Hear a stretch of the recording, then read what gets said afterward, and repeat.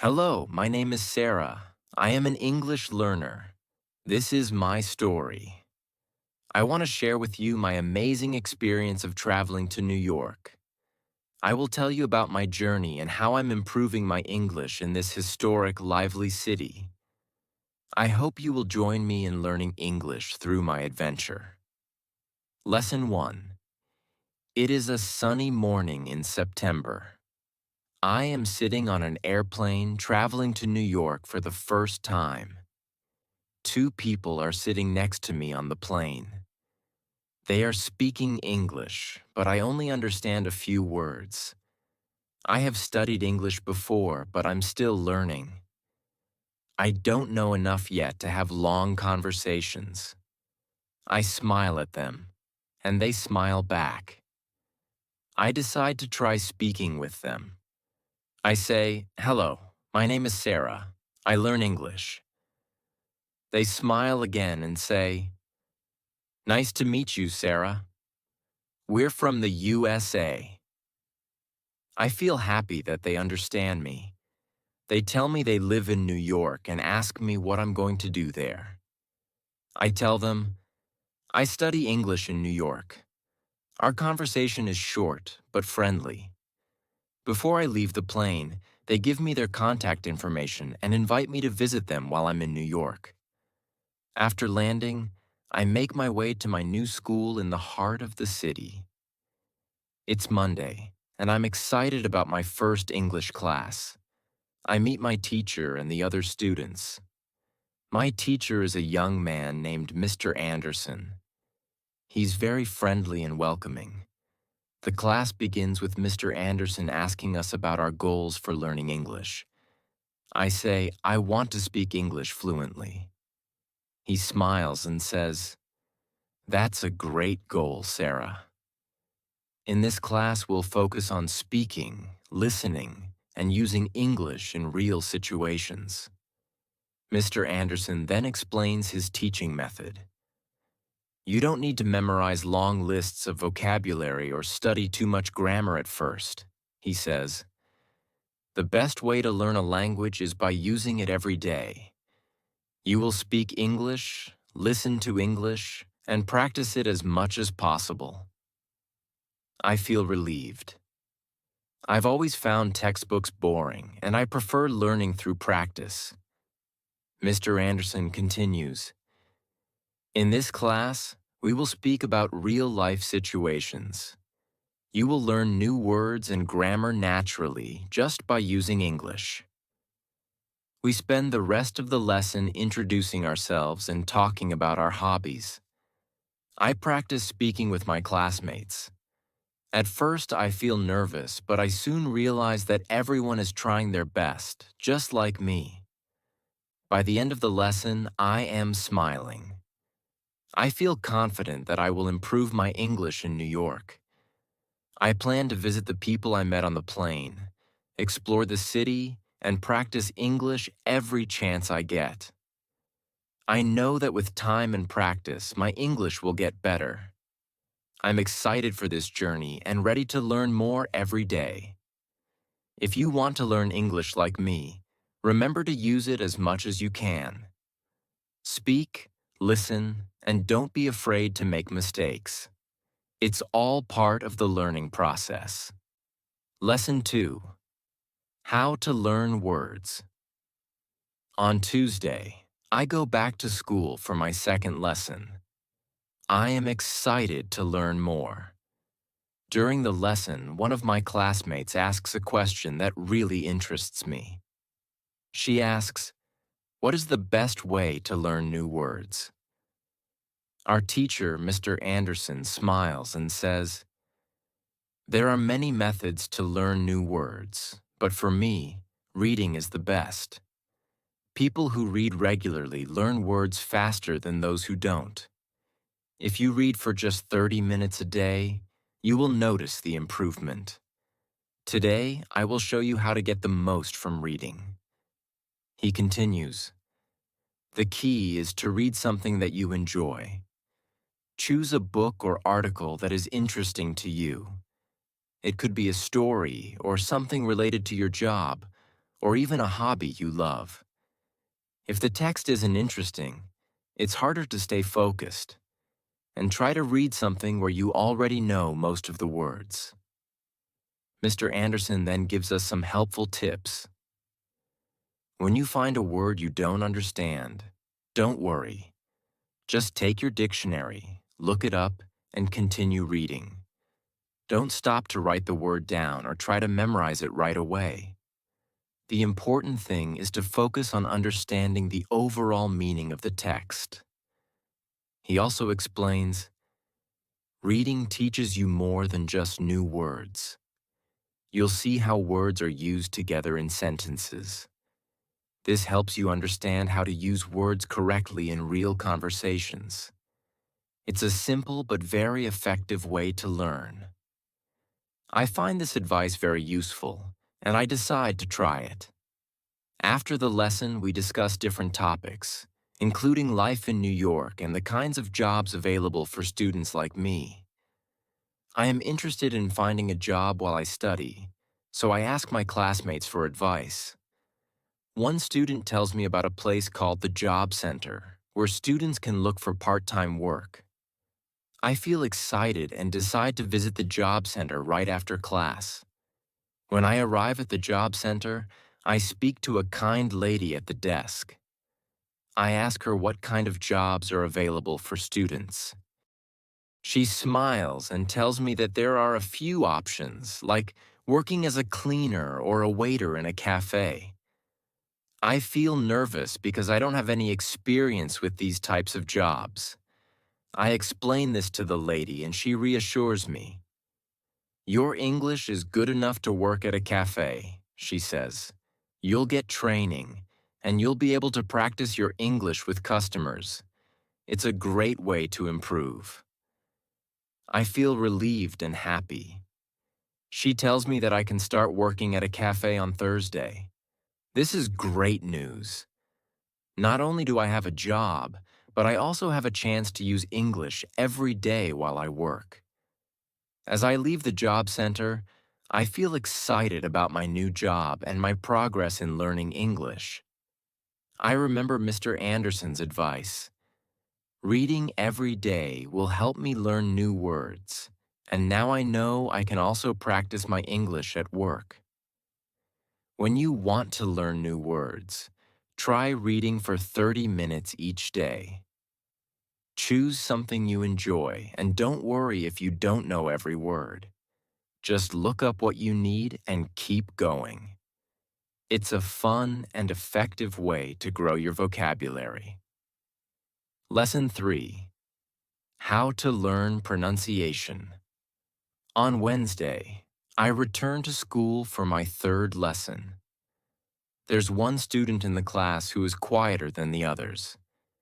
He's from South Korea. Our teacher, Mr. Anderson, asks if we have any questions. The student from Korea raises his hand. He seems a bit nervous, but finally says, I have a big problem with pronunciation.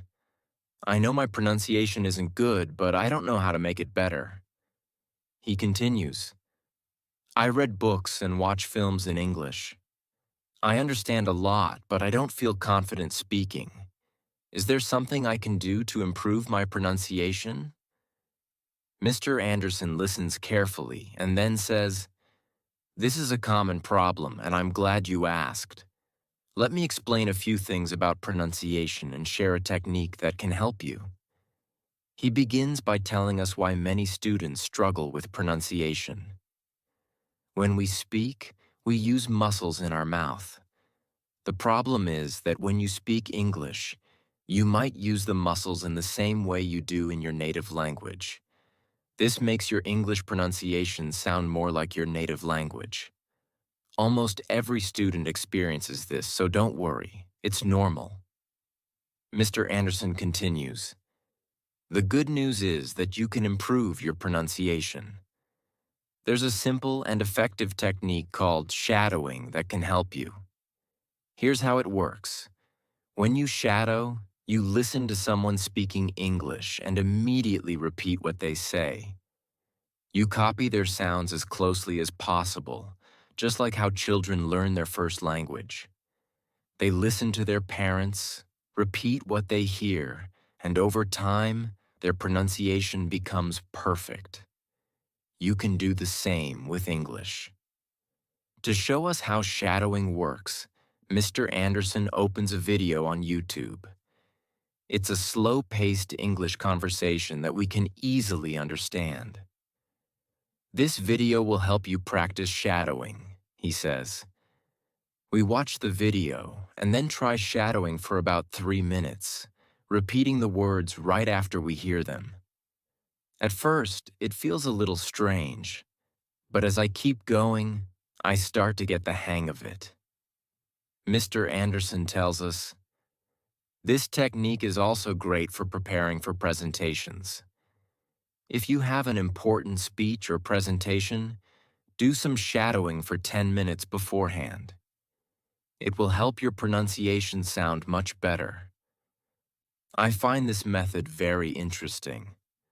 I've never heard of shadowing before, and I'm excited to try it on my own. After the lesson, I go to the school reception to ask about sports activities.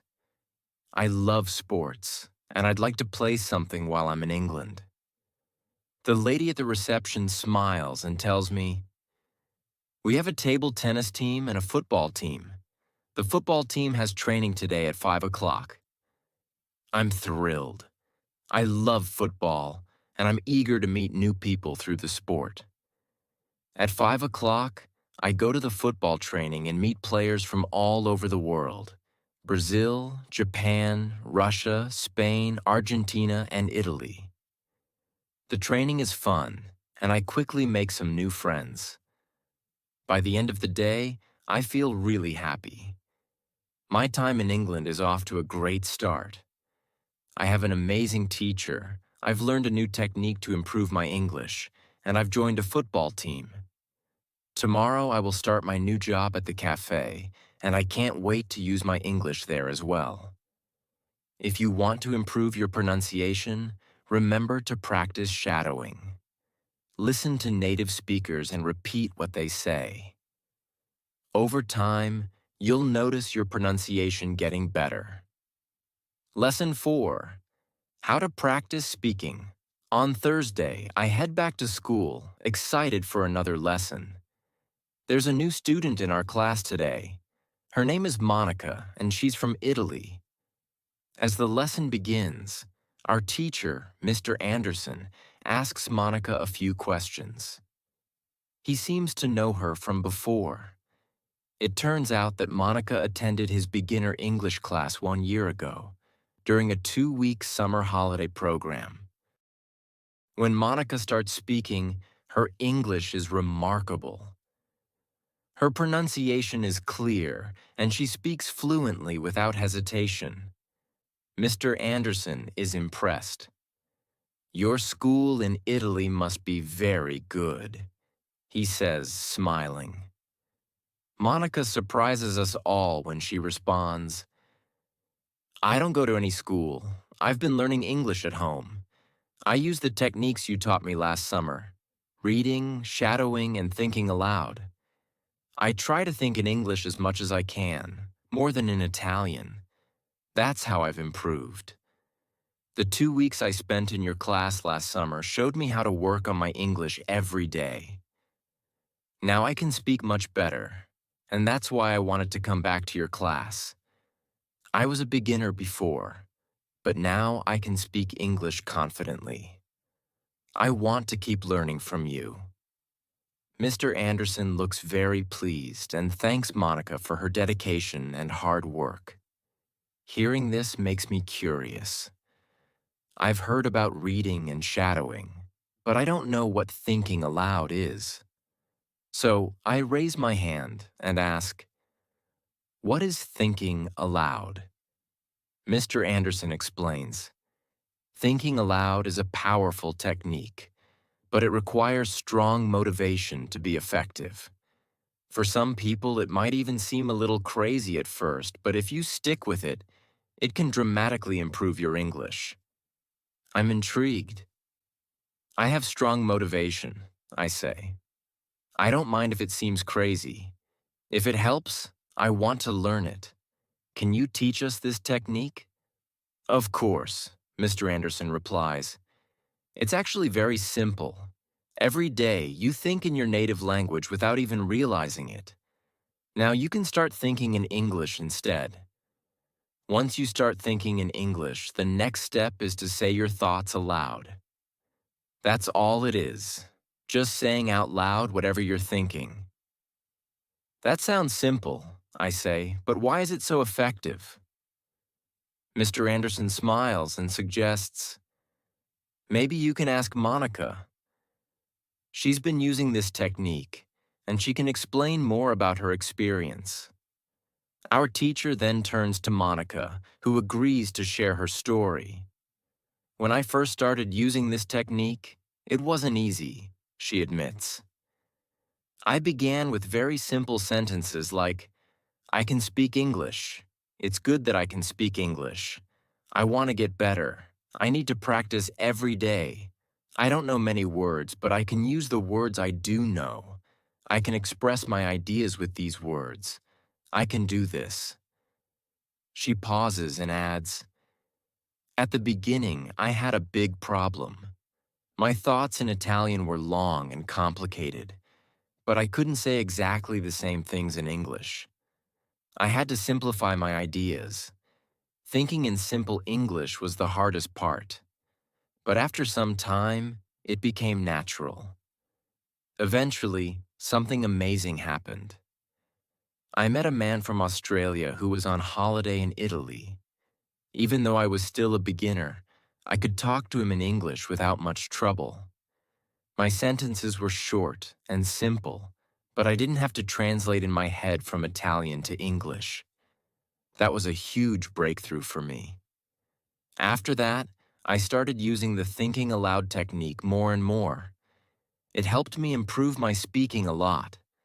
I still use it every day, and it's been a big part of my progress. I'm fascinated by Monica's story. Mr. Anderson thanks her for sharing her experience, and I realize that thinking aloud could be the key to improving my own speaking skills. I'm excited to try it for myself. When you want to speak English fluently, start by thinking in English and saying your thoughts aloud. This simple but effective technique can greatly improve your speaking skills over time. Lesson 5. How to learn grammar. After school, I head to the cafe where I'm starting my job training. I'm nervous because I don't have any experience, and I'm unsure whether I'll be able to handle the tasks. When I arrive, I'm pleasantly surprised. The cafe is modern and cozy, offering coffee, tea, chocolate cakes, and sandwiches.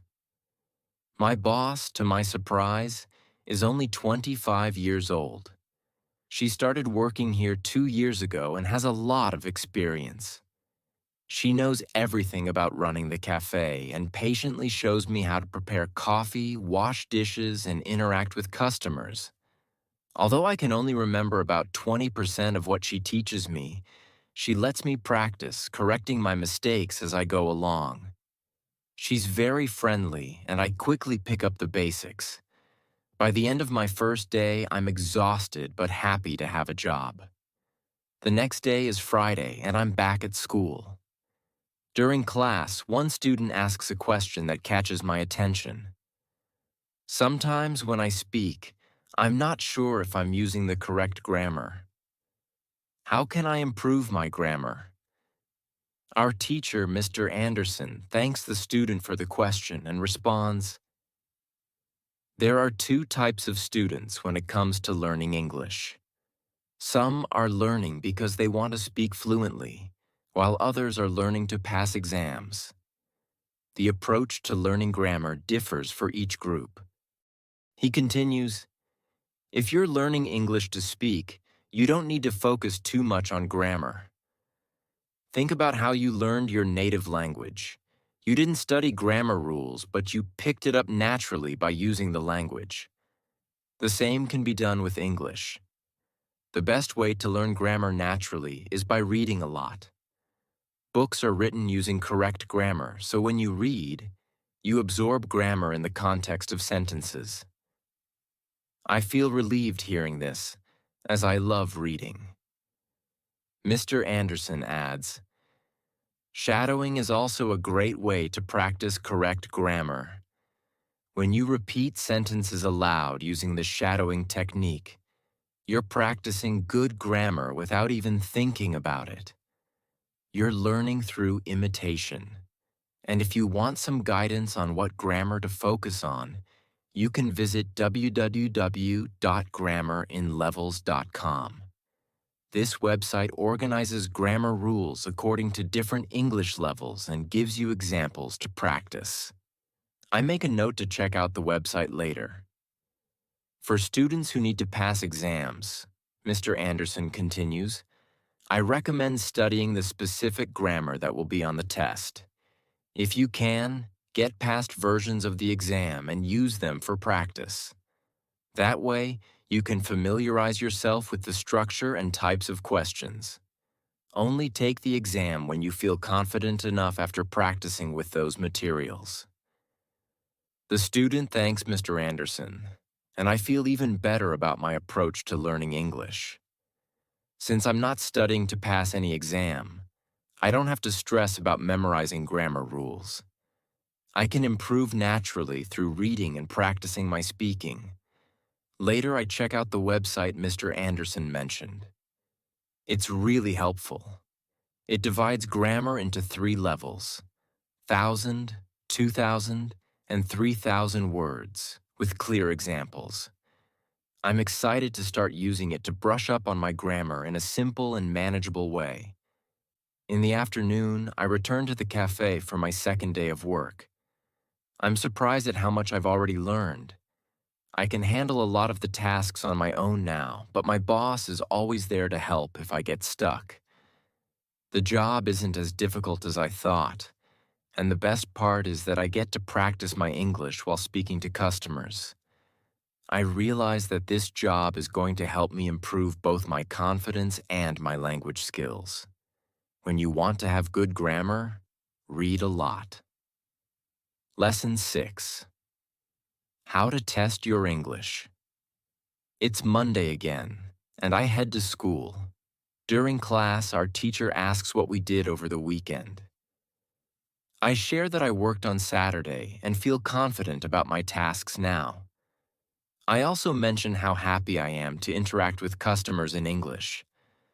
One of the girls in the class notices a difference in my voice and comments, "You sound different from last week. Your pronunciation has really improved." I smile and respond, "Thank you." I practiced shadowing on Saturday evening and all day Sunday. I tried to speak like a native speaker. It's not perfect yet, but I definitely see a big improvement in my pronunciation. Our teacher is pleased to hear this and asks if any other students have tried shadowing. 3 students raise their hands. The student from South Korea, who likes the technique, says it's been helpful for him as well. Another student mentions that she tried shadowing but stopped after 5 minutes because her mouth hurt and the recording was too fast. Our teacher explains, "Thank you for sharing your experiences. If your mouth hurts after just 5 minutes of shadowing, it means you're doing it correctly." It's like when you start working out at the gym. Your muscles can hurt if they're not used to the new exercise. You can take breaks and continue later. With each 5-minute session, your pronunciation will improve. Shadowing also helps with intonation, rhythm, and connecting words in sentences. If the recording seems too fast, you can start by repeating only the first or last word of each sentence. With practice, you'll be able to keep up better. I agree with our teacher. I found that shadowing was difficult at first, but by Sunday evening, it became much easier. I then asked our teacher about the website www.grammerinlevels.com. I found it interesting but wasn't sure what level to start because I don't know how many English words I know. Our teacher asks the class if anyone knows how many words they know. To my surprise, no one knows. We all realize we're intermediate students but lack an exact measure of our vocabulary size. Our teacher then introduces a new website, www.testlanguages.com. This site offers a simple test to find out how many words you know. You can take the test every month to track your progress. It only has 2 steps and is really easy to use.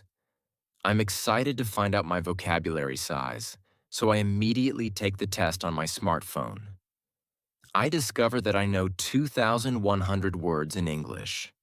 Most of the other students know between 2,000 and 2,200 words, while Monica and the boy from South Korea know about 2,500 words.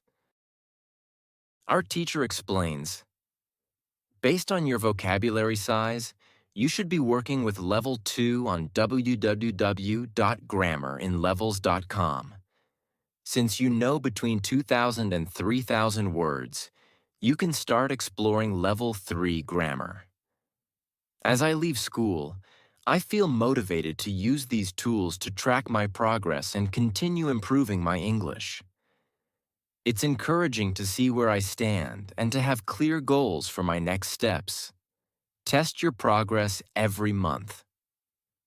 Lesson 7. How to handle mistakes. On Tuesday, I go to school again. During the lesson, a student asks a thought-provoking question. I want to practice speaking with people around me, but I don't want to make mistakes. I'm afraid of looking foolish. Can you help me? Our teacher responds thoughtfully. Handling mistakes is an important topic. Many people have different views on this, and I want to share what I believe is the best approach based on my experience. I'm currently learning Spanish, and when I speak it, I don't worry much about making mistakes. The reason I'm not concerned is straightforward. When I learned my native language, mistakes weren't a big deal. My primary goal was to express my ideas. As long as I keep reading, speaking, and doing shadowing, my Spanish improves over time. This might seem simple, but it's what I've learned through years of teaching and learning languages. It works well for me and many of my students. When I speak, I focus solely on communicating. At the moment, I know about 1,500 words in Spanish, which is about the level of a 2-year-old child. 2-year-olds make many mistakes when they speak, but they don't let it stop them. By the time they're 3, they make fewer mistakes, and by 4, they speak quite well. You can follow the same path. Most of you know around 2,000 words in English, so making occasional mistakes is perfectly normal. To advance to higher levels, you must accept and learn from mistakes. Just like learning to play a musical instrument, language learning involves practice and making mistakes. If you skip this phase, you won't progress to higher levels. As you continue using English, your mistakes will gradually decrease. To minimize mistakes, engage in a lot of reading and shadowing. Reading aloud can also help you improve. In conversations, focus on conveying your ideas rather than perfecting your grammar. Your goal is to practice expressing thoughts, not to master grammar or vocabulary on the spot. Remember, everyone learning a foreign language makes mistakes. Famous people, CEOs, and politicians included. When you hear them speaking, they prioritize getting their message across rather than avoiding mistakes. You should do the same. Does this make sense? The girl responds, yes, thank you. Our teacher concludes, if you want to make fewer mistakes, engage in extensive reading and shadowing. Feeling reassured, I leave class thinking about how to approach my own English practice. I realize that making mistakes is part of the learning process and that focusing on communicating my ideas is the most important thing. Lesson 8. How to remember words. Level 1. On Wednesday, I go to school again. At the start of the lesson, a student raises a question. I've started reading more and it seems to be improving my grammar. However, I struggle with remembering new words. When I come across an unfamiliar word and look it up in the dictionary, I might see it again just minutes later and still forget it. How can I improve my word retention? Our teacher responds thoughtfully. That's a great question. It's common to forget new words right after learning them. In fact, it usually takes multiple exposures to a word before it sticks. Here's a breakdown of how word retention works through 5 distinct phases. 1. First encounter. This is when you see a new word for the first time and don't know its meaning. You look it up in the dictionary. Second encounter. You recognize the word from before, but still don't remember its meaning. You might look it up again. 3. Emerging understanding. You begin to have an idea of what the word could mean, though you're not certain. For instance, you might guess it's a type of object, animal, or verb. 4. Passive knowledge.